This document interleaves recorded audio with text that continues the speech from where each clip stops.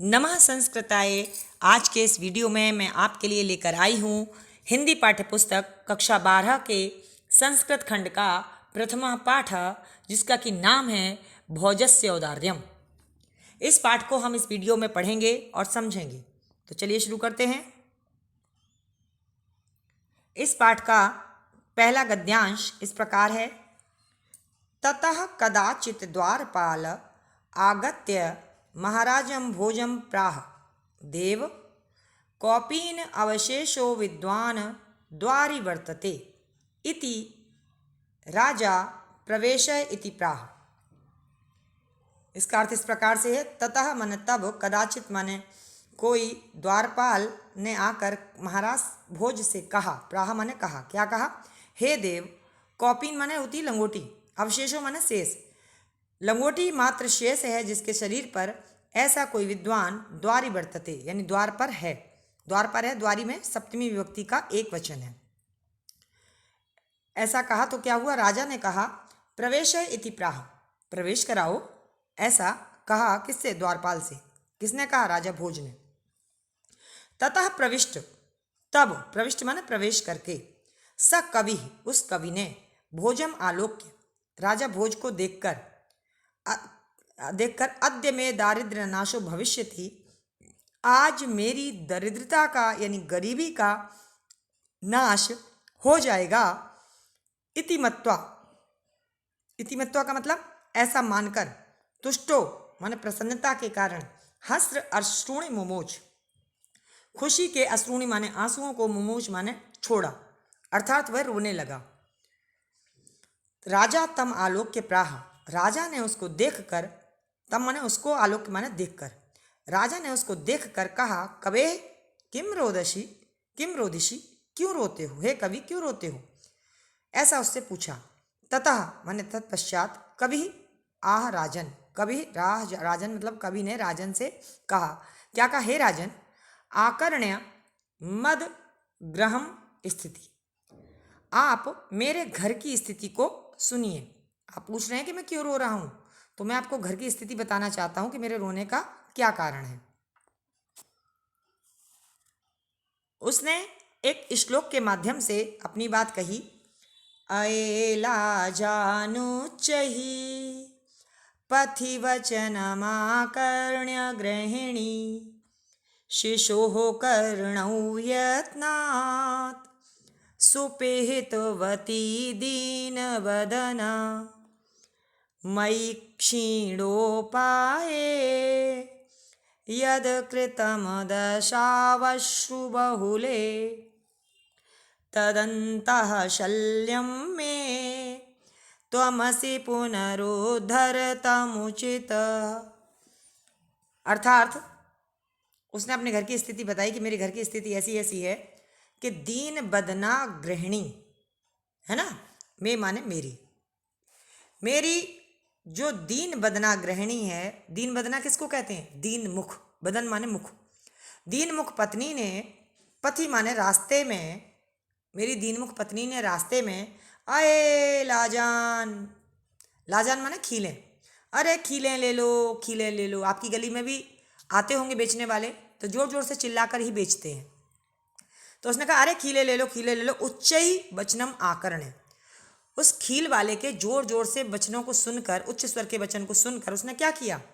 उसने शिशोह, शिशोह मतलब बच्चों के, कर्णों माने कानों को, उसने बच्चों के कानों को, यत्नात् माने यत्न पूर्वक, क्या कर दिया? सुपहितवती, सुपहितवती का मतलब क्या हुआ?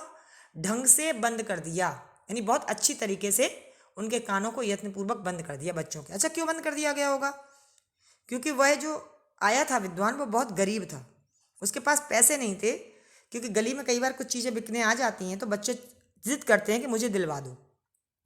वो समर्थ नहीं था दिलवाने में, तो उसकी पत्नी को लगा होगा कि बच्चों को रोना पीटना मचे, इससे अच्छा है कि बच्चों के कानों में वो आवाज़ ही न जाए कि बाहर कुछ भी वस्तु बिकने के लिए आई है। अच्छा, जब उसने ये कान वान बंद कर दिए, फिर उसने किया क्या? उसकी पत्नी ने, फिर उसकी पत्नी ने कहा, मयि क्षीणोपाये यत् कृतं यत् अकृतं दृशाव अश्रु बहुले, दृशौ, दृशौ था मतलब, दृशौ मतलब दृष्टि, और अश्रुबहुले का मतलब आंखों में आंसू भरे हुए। यत अकृतम, यत मैंने जो अकृतम मतलब मैं असमर्थ था, और क्षीण उपाय, क्षीण उपाय का मतलब यानी जिसके पास साधन नहीं हो, कोई उपाय ना हो, कोई रास्ता ना हो। मई माने मुझे, और मुझ साधनहीन की ओर उसने आंखों में अश्रु बहुले मतलब आंखों में बहुत सारे आंसू लेके दृष्टौ यानी दृष्टि डाली। यत कृतम जो भी उसने इस तरीके से दृष्टि डाली और जो उसने मेरे ओर देखकर किया, उससे क्या हुआ, उससे वो कह रहा है कि तदा मन उससे अंतः शल्यम, अंतः मतलब हृदय में, शल्यम मतलब कांटे के समान वो बात, उसकी उसकी जो दृष्टि थी, वो दुख भरी दृष्टि मेरी मेरी हृदय में कांटे की तरह चुभ गई। तत् तत् माने उसको, पुनः माने फिर से, उद्धर्तुम, उद्धर्तुम माने होता है निकालने में, उसको निकालने में समर्थ, उचिता माने समर्थ। तुम असी, तुम असी का मतलब तुम हो, यानी तुम का मतलब आप हो। हे राजन, मेरी पत्नी ने मेरे बच्चों के दोनों कानों को भली प्रकार से बंद कर दिया। कब बंद कर दिया, जब खील बेचने वाला जोर जोर से चिल्ला रहा था खीलें ले लो। कानों को बंद करने के बाद उसने मेरी ओर आंखों में आंसू लिए हुए दृष्टि डाली, तो क्या हुआ कि मेरे हृदय में चुभे उस कांटे को, अर्थात पत्नी की जो दुख भरी दृष्टि थी वह चुभ गई, और उसको निकालने में आप ही समर्थ हैं। कोई कांटा चुभ जाता तो उसको निकालने वाला कोई होगा तब तक, नहीं तो वो दर्द होता रहता है। तो कवि ने अर्थात विद्वान ने इस प्रकार कहा। इस गद्यांश का और पद्यांश का हिंदी अनुवाद इस प्रकार से है कि प्रस्तुत अवतरण हमारी पाठ्य पुस्तक संस्कृत भाग में संकलित भोजस्य औदार्यम नामक पाठ से उद्धृत है, अवतरित है, लिया गया है। कुछ भी जो आपको आसान लगा करे वो लिख दिया करें संदर्भ में। पाठ का नाम सही होना चाहिए। अनुवाद इस प्रकार से है। इसके बाद तभी द्वारपाल ने आकर महाराज भोज से कहा, देव, जिसके शरीर पर लंगोटी मात्र शेष है, ऐसा विद्वान द्वार पर उपस्थित है। राजा बोला, प्रवेश कराओ। तब प्रवेश कर चुके उस कवि ने भोज को देखकर क्या कहा, आज मेरी दरिद्रता का नाश होगा। ऐसा मानकर संतुष्ट हो हर्ष के, हर्ष मतलब प्रसन्नता के आंसू ढलका दिए, अर्थात प्रसन्नता के कारण रोने लगा। राजा ने उसे देखकर कहा, कवि क्यों रोते हो? तब कवि ने कहा, राजन, मेरे घर की स्थिति सुनो। और उसने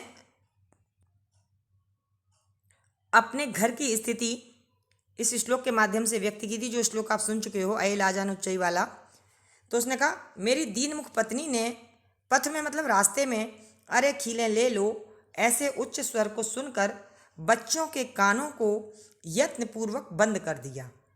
मुझ साधनहीन पर जो उसके बाद मुझ पर जो अश्रुपूरित दृष्टि डाली, अश्रुपूरित का मतलब आंखों में आंसू लिए हुए जो दृष्टि डाली, मेरे हृदय में चुभे हुए उस कांटे को, अर्थात उस दुख भरी दृष्टि मेरे हृदय में कांटे की तरह चुभ गई, उसको उद्धर्तुम का मतलब क्या था, निकालने में आप ही उचितम मतलब समर्थ हैं, आप ही समर्थ हैं, ऐसा उस विद्वान ने राजा भोज से कहा। आगे इस प्रकार से है कि राजा शिव शिव इति उदीर्यन, राजा शिव शिव ऐसा कहते हुए, दो बार शिव शिव कब कहते हैं, अरे अरे अरे मतलब जैसे वो ना कह के अरे शिव शिव, इति उदीर्यन मतलब ऐसा कहते हुए, प्रति अक्षरम लक्ष्यम दत्वा प्राह। प्रति अक्षरम का मतलब प्रत्येक अक्षर पर, और प्रत्यक्षरम जो शब्द यहाँ बना है इसमें यण संधि है, और दत्वा में कित्वा प्रत्यय है, दा धातु है। तो प्रत्येक अक्षर पर 1,00,000 रुपए दिए, और क्या किया, त्वरित गच्छम गेहम, शीघ्र घर जाओ, त्वद गृहिणीम खिन्ना वर्तते, तुम्हारी जो स्त्री है, गृहिणी जो है, पत्नी है, वो खिन्न है अर्थात दुखी है, तो तुम्हें ज़्यादा देर यहाँ नहीं रुकना चाहिए, ऐसा कहा और उसको घर भेज दिया। अन्यदा, अन्यदा का मतलब होता है दूसरे दिन। एक दिन तो इन्होंने ये कर दिया, दूसरे दिन क्या हुआ, भोजः श्री महेश्वरम नमितुम शिवालयम अभ्यगच्छत। यहाँ पर भी अभी अगच्छत शब्द था और ई का या हुआ है, यहाँ पर भी यण संधि है। अन्यदा माने दूसरे दिन। दूसरे दिन श्री महेश्वर ने, श्री महेश्वर का मतलब भगवान शिव को, नमितुम यानी कि नमस्कार करने के लिए शिवालयम अभि अगच्छत, शिवालयम मतलब शिव के आलय, शिव का आलय मतलब शिव मंदिर, अगच्छत मतलब गए, शिव के मंदिर गए तो वहाँ क्या हुआ, वहाँ पर कोपी ब्राह्मणा, कोपी ब्राह्मणा का मतलब कोई ब्राह्मण, राजानम शिव सन्निधौ प्राह, राजा से ने, हाँ वहाँ पर क्या हुआ कि वहाँ पर कोई ब्राह्मण था, उसने शिव के समीप राजा से कहा, शिव सन्निधौ का मतलब शिव के पास, प्राह माने कहा, क्या कहा राजा से, राजा से कहा देव, देव का मतलब हे देव अर्थात हे राजा, ऐसे संबोधन किया। तो श्लोक कहा,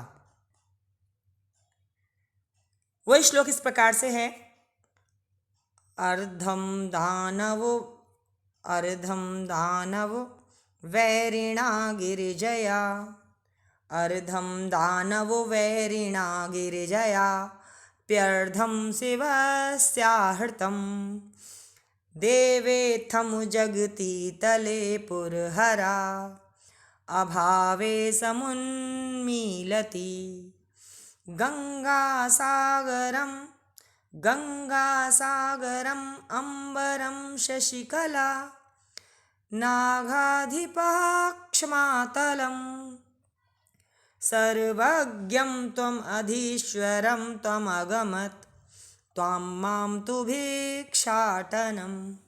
उसने शिव के मंदिर में तो खड़ा था, पर उसने कहा कि हुआ क्या, जो भगवान शंकर हैं उनका आधा भाग तो ले लिया, किसने, गिरजा ने। वो यहाँ कह रहे हैं कि अर्ध, अर्ध का मतलब आधा, दानव वैरिणी का मतलब है दानवों के शत्रु, दानवों के शत्रु कौन है, भगवान विष्णु, और गिरजया माने गिरजा के द्वारा, तृतीय विभक्ति का एक वचन है, अपि अर्धम, अपि अर्धम का भी यहाँ पे या बना है, तो यहाँ पर भी यण संधि है, अर्धम माने आधा, शिवस्य माने शिव का, आहृतम, आहृतम का मतलब होता है ले लिया।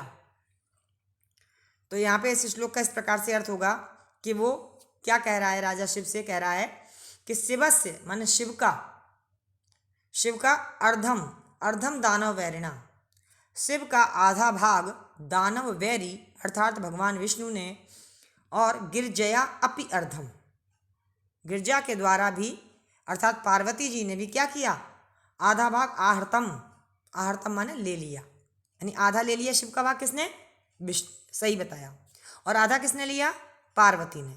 अब आधा आधा चला गया तो शिव के पास से कितना चला गया, पूरा सब चला गया।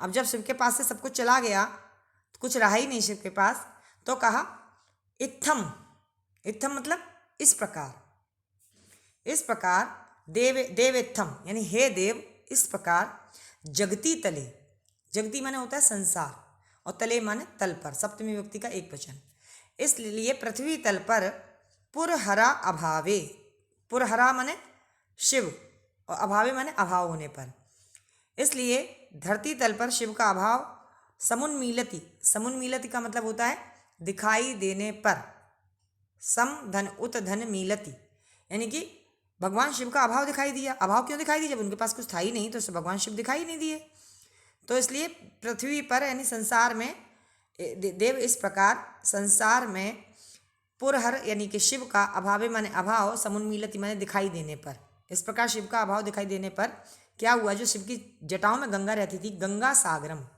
गंगा चली गई सागर में अर्थात समुद्र में, शशिकला अंबरम, और जो शशिकला थी अर्थात जो चंद्रकला थी वो आकाश में चली गई, क्योंकि शिव के पास तो कुछ बचा ही नहीं, बचा नहीं तो उसके पास कौन रहना चाहेगा। नागाधिपः, नागाधिपः नागों के अधिप यानी कि शेषनाग, शेषनाग क्षमातलम, क्षमातलम का मतलब यानी कि रसातल में, पृथ्वी के भी कई प्रकार के भाग होते हैं, तल, बितल, अतल, रसातल, है ना, ऐसे। तो सबसे अंतिम जो है जिसको आप पाताल के भी अंदर का कहते हैं, तो उसमें चले गए, रसातल में कौन चले गए, नागाधिपः अर्थात शेषनाग, वो शेषनाग जिनके फन पर धरती धारण की जाती है ऐसा माना जाता है वो। तो अब शिव के पास रह क्या गया, गंगा कहाँ चली गई, सागर में, शशिकला कहाँ चली गई, अंबर में, नागाधिपा अर्थात शेषनाग कहाँ चले गए, क्षमातलम में अर्थात रसातल में, सब चले गए ना। अब उन्होंने कहा शिव के पास तो वैसे भी कुछ नहीं बचा था, तो सर्वज्ञम, सर्वज्ञत्वम, सर्वज्ञत्वम का मतलब क्या, सर्वज्ञता, और अधीश्वरम, अधीश्वरम, अधीश्वरम का मतलब अधीश्वरता, अधीश्वरता मतलब यानी कि ऐश्वर्य किसमें आ गई? त्वम अगमत, त्वम अगमत मतलब आप में आ गई, आप में आ गई। और त्वाम मतलब तुम में आ गई। और माम तो भिक्षाटनम, और माम माने मेरे लिए, मेरे हिस्से में क्या आया?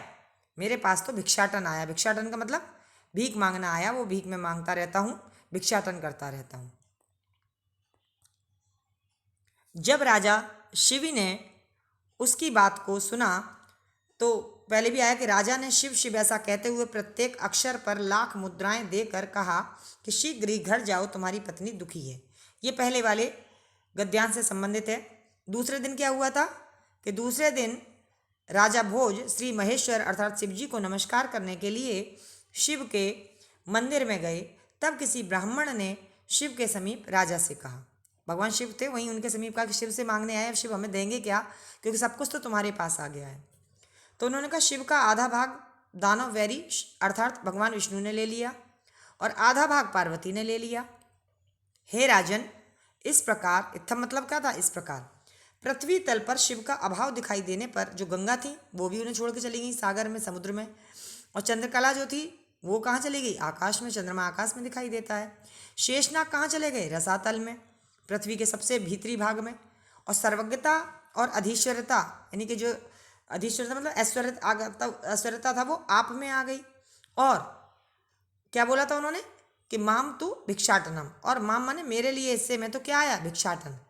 इस प्रकार शिव के संपूर्ण गुण बट गए। शिव के पास तो कुछ रहा ही नहीं, मैं मंदिर में उनसे क्या मांगू?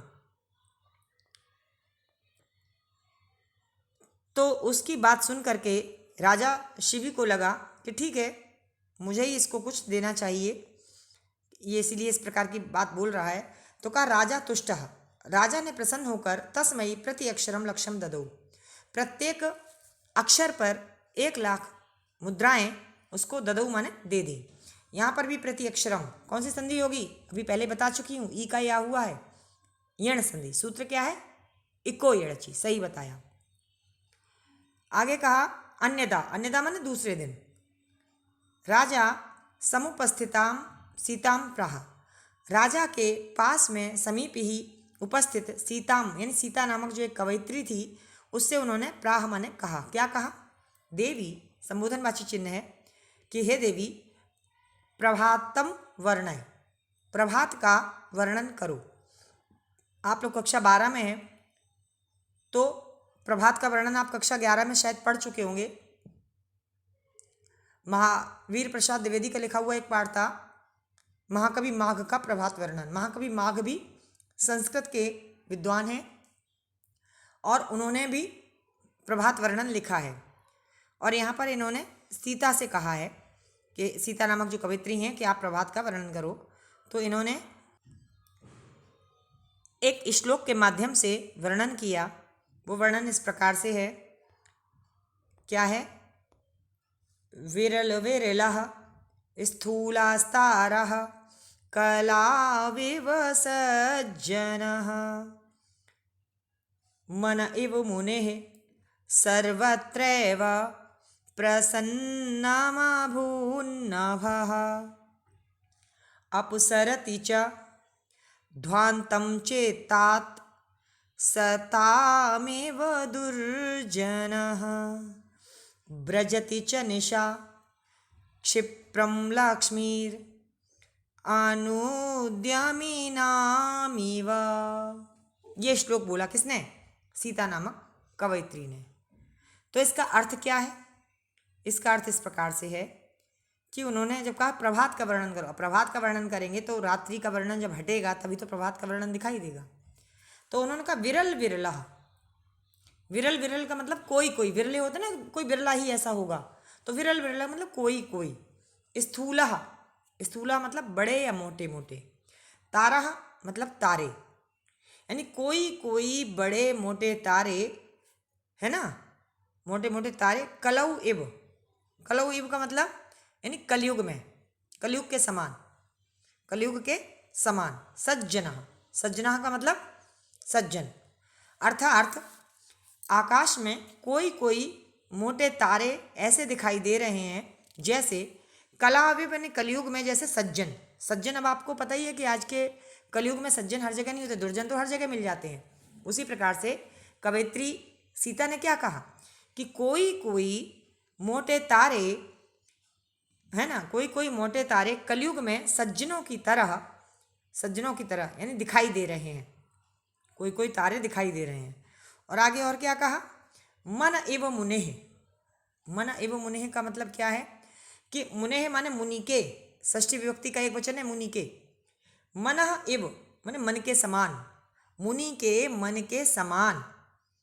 आगे नभा, नभा का मतलब आकाश में, अर्थात मुनि के मन के समान आकाश में सर्वत्रैव, सर्वत्र धन एव, सर्वत्रैव वृद्धि संधि हुई है यहाँ पर, तो आकाश में सर्वत्रैव मतलब सब जगह, अर्थात सर्वत्र। प्रसन्नम अभूत, प्रसन्नम अभूत का मतलब प्रसन्न हो गया है, अर्थात निर्मल हो गया है। कहने का मतलब ये है कि मुनि के मन में बच्चों किसी के लिए भी बुरे भाव नहीं होते।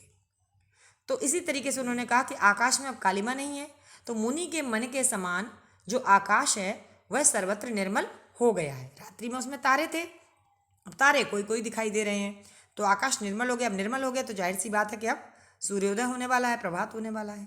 और क्या कहा, अपसरति च, अपसरति च ध्वांतम चित्तात, ध्वांतम, ध्वांतम किसे कहते हैं, ध्वांतम का मतलब होता है अंधकार, ध्वांतम का मतलब अंधकार। तो आगे उन्होंने कहा कि सताम एव, सताम मतलब सज्जनों के, षष्ठी विभक्ति का एक वचन, सॉरी बहुवचन, क्षम्यताम। तो सताम एव माने जैसे सज्जनों के चित्तात, चित्तात माने चित्त से यानी उनके मन से, अर्थात उनके हृदय से।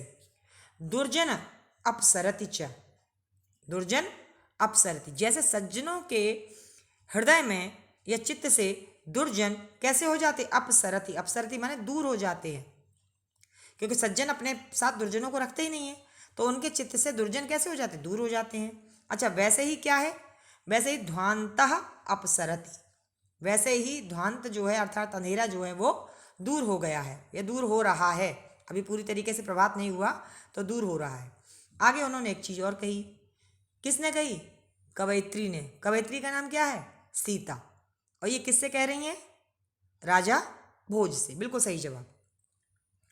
तो कहा ब्रजति च निशा, ब्रजति च निशा का मतलब क्या है, अर्थात निशा माने रात्रि, रात्रि जो है वो अनुद्यमीनाम इव, यहां शब्द है अनुद्यमीना, अनुद्यमीनाम किसको कहते हैं, उद्यमी मतलब तो परिश्रमी, और अनुद्यमी मतलब यानी कि जो आलसी है ना, अनुद्यमीनाम इव, आलसियों की तरह, निशा माने जो रात्रि है, यानी कि रात्रि उद्योगहीनों की, लक्ष्मी माने लक्ष्मी के, इव माने समान, लक्ष्मी के समान क्या हो रहा है, क्षिप्रम माने तेजी से, शीघ्रता से, ब्रजति, ब्रजति मतलब भाग रही है, जा रही है, चल रही है।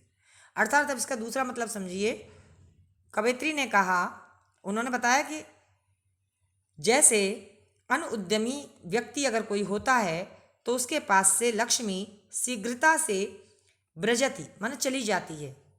इस श्लोक के माध्यम से ये भी बताने का प्रयास किया जाता है कि अगर आप आलसी होंगे तो आपके पास लक्ष्मी नहीं होगी, अर्थात मेहनती लोगों के पास लक्ष्मी आती है। तो उन्होंने कहा क्योंकि रात्रि हो रही थी, रात्रि में अब कोई प्रयास तो कर नहीं रहा था, तो कहा कि जो उद्योगहीनों की लक्ष्मी की तरह जो रात्रि है वो तेजी से भागी जा रही है, अर्थात आलसी पुरुषों के धन की भांति निशा जो है वो शीघ्रता से समाप्त हो रही है। आशा है समझ में आ गया होगा। इसका हिंदी अनुवाद इस प्रकार से है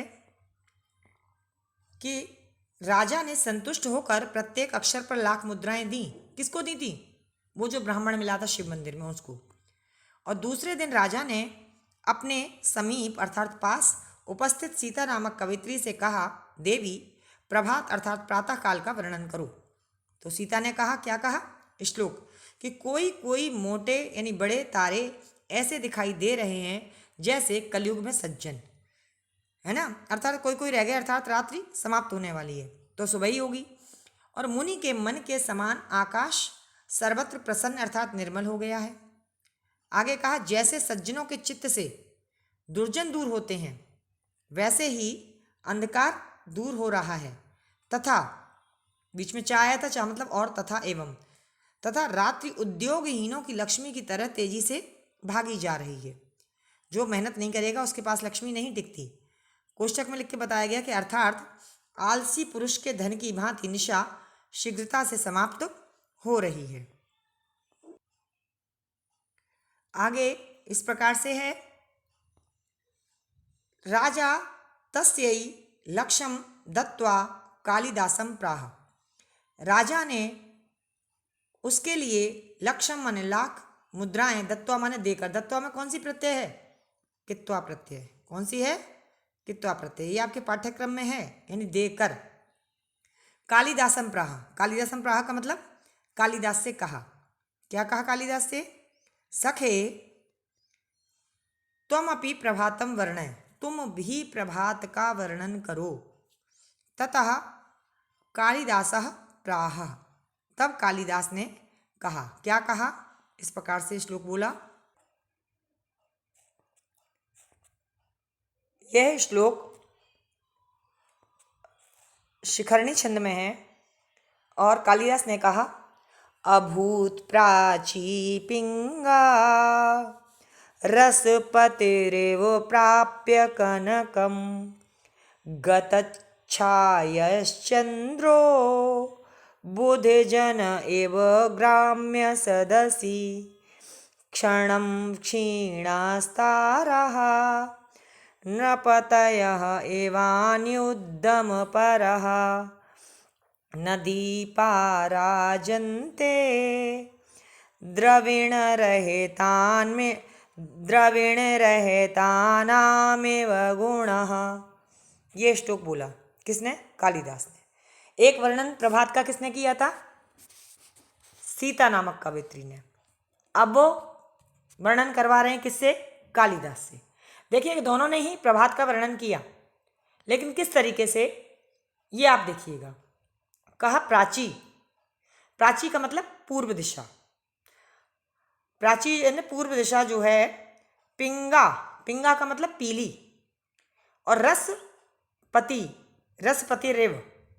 और प्राप्त कनक, प्राप्य कनकम। प्राप्य कनकम का मतलब होता है कि पूर्व दिशा, कनकम मतलब सोने को, स्वर्ण को। प्राप्य माने प्राप्त कर। पूर्व दिशा स्वर्ण को प्राप्त कर, पूर्व दिशा स्वर्ण को प्राप्त कर। कहा रसपतिर इव, रसपति ही, रसपति ही मतलब पारे की तरह। पारा जो होता है वो थोड़ा सा पीला होता है, पारे की तरह। पिंगा, पिंगा का मतलब पीली हो गई है। पूर्व दिशा अर्थात जब सुबह सूरज निकलता है तो कुछ लालिमा और कुछ पीलापन लिए हुए निकलता है, तो ये इस बात का संदेश होता है कि सूर्य निकलने वाला है। तो कहा कि प्राची अर्थात पूर्व दिशा, प्राप्य कनकम, कनक माने सोना, स्वर्ण को प्राप्य माने प्राप्त कर, रस पतिर इव यानी पारे की भांति, पिंगा अभूत, पिंगा अभूत का मतलब पीली हो गई है। इतनी लाइन का अर्थ समझ में आ गया होगा। यानी कि जो प्राची दिशा है, जो पूर्व दिशा है, वह सोने को यानी सुनहरे रंग को प्राप्त करके पारे के समान पीली हो गई है। आगे कहा कि गतश्छाया चंद्रो बुध जना एवं ग्राम्य सदसी। ग्राम्य सदसी का मतलब क्या है? ग्राम्य सदसी का मतलब होता है ग्रामीण, है ना। और कहा कि सदसी माने सभा में, ग्राम्य माने ग्रामीण। अर्थात गमारों की सभा में या ग्रामीणों की सभा में बुध जन एव, बुध जन एव का मतलब विद्वत जन की तरह, चंद्र माने चंद्रमा, गतच्छाया, गतच्छाया का मतलब कांतिहीन, गत मतलब हो गया है, उसकी जो आभा है, उसकी जो चमक है वो चली गई है। किसकी? चंद्रमा की। अच्छा, गमारों की सभा में विद्वजन की तरह क्यों कहा कालिदास ने? क्योंकि कालिदास उपमाएं बहुत अच्छी देते हैं और कहते भी कालिदास के लिए उपमाएं जानी जाती। उपमा कालिदासस्य भारवेर अर्थ गौरवम दंडिनः पदलालित्यम माघे संति त्रयो गुणः। तो इनकी उपमा देखिएगा, इन्होंने उपमा दी कि गमारों की सभा में विद्वत जन की तरह चंद्रमा कांतिहीन हो गया है। अर्थात सूर्य को इन्होंने विद्वान माना और चंद्रमा को इन्होंने कैसा माना, गमारों के समान। तो कहा यानी जब एक का सूर्योदय होता है तो दूसरा अस्त हो ही जाता है। अर्थात कहा कि गांव वालों गंवारों की सभा में जैसे विद्वानों की जो सभा होती है उसमें जो मूर्ख लोग होते हैं, गंवार लोग होते हैं, वो फीके पड़ जाते हैं क्योंकि वो कुछ बोल ही नहीं पाते। उनके आगे विद्वानों का जो ज्ञान है वो सब जगह फैल जाता है। और आगे इन्होंने कहा कि अनुद्यम परः, अनुद्यम परम का मतलब अनुद्यमी, नृपत्यः, नृपति नृपति नृपत्यः, यानी कि राजाओं की तरह। यानी अनुद्यम, अनुद्यम का मतलब क्या होता है, अभी उद्यम मैंने बताया था परिश्रम, और अनुद्यम का मतलब क्या हुआ, यानी आलसी।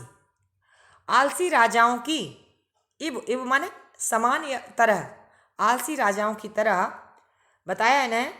क्षीणा तारा क्षणम, क्षणम मतलब क्षण भर में, जो तारे हैं वो कैसे हो गए, क्षण भर में क्षीणाह, क्षीण हो गए अर्थात नष्ट हो गए। जब कोई उद्यम नहीं करेगा, जब कोई मेहनत नहीं करेगा, जब कोई परिश्रम नहीं करेगा तो उसके पास कोई भी चीज रुकेगी ही नहीं। तो इन्होंने कहा अनुद्यमी राजाओं की तरह तारे क्षण भर में क्षीण हो गए अर्थात नष्ट हो गए, समाप्त हो गए।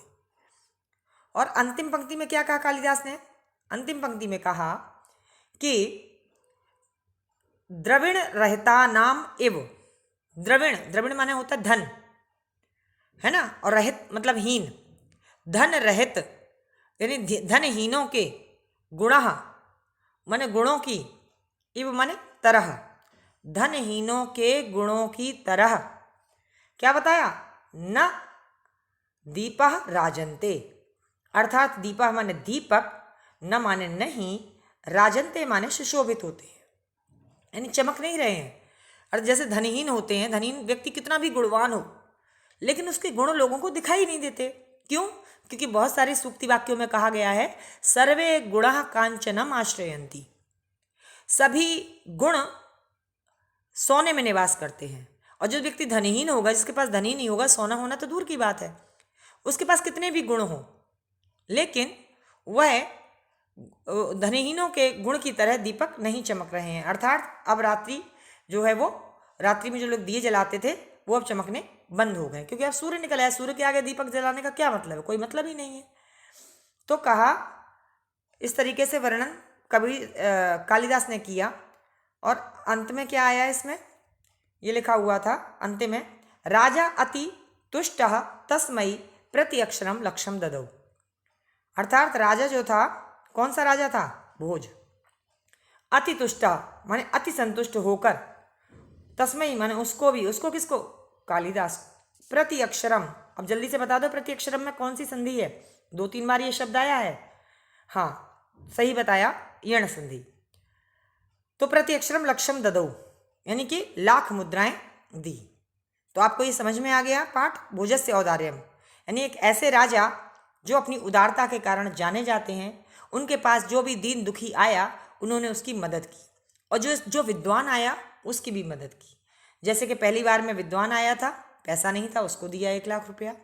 दूसरी बार में ब्राह्मण आया, उसने कहा शिव के पास ही कुछ नहीं है तो राजा से ही मांगा जाए, तो राजा ने उसको भी लाखों मुद्राएं दी। उसके बाद सीता नामक कवयित्री जो कि विदुषी थी, उनसे कहा गया कि आप प्रभात वर्णन कीजिए, तो उनको भी प्रत्येक अक्षर पर उन्होंने लाख मुद्राएं दी। और अंत में कालिदास जैसे विद्वानों का भी उन्होंने सम्मान किया। तो जो भी राजा विद्वानों का, ब्राह्मणों का सम्मान करता है, उद्यमी होता है, परिश्रमी होता है, वही राजा संसार में अपना नाम कर पाता है। आलसियों का इस संसार में कोई ठिकाना नहीं है। तो इस पाठ को पढ़ करके आप भी आलसी न बने, इस बात का ध्यान रखना। मिलेंगे अगले वीडियो में, तब तक के लिए नमः संस्कृताय।